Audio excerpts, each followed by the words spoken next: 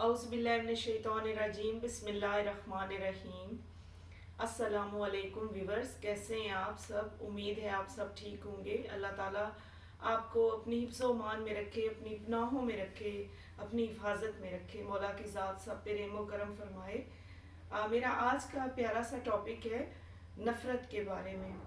नफ़रत एक ऐसा बीज है जो हमारे दिलों में, दिमाग में अगर बो दिया जाता है तो कदूरतें, नफ़रतें, हकारतें जन्म लेती हैं और फासले बढ़ते चले जाते हैं और वो फासले दूरियों की शक्ल इख्तियार कर जाते हैं और दूरियां इंसान को दूर तक ले जाती हैं, इतनी दूर तक कि आवाज़ तक सुनाई नहीं देती।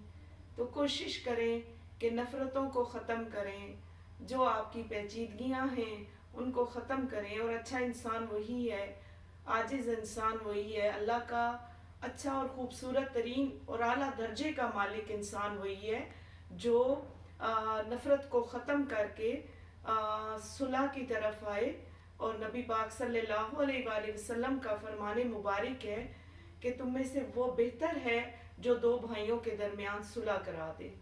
बहुत शुक्रिया। अपना ख्याल रखें, अपनी दुआओं में याद रखें। मेरा चैनल सब्सक्राइब करें, शेयर करें। अल्लाह हाफिज़।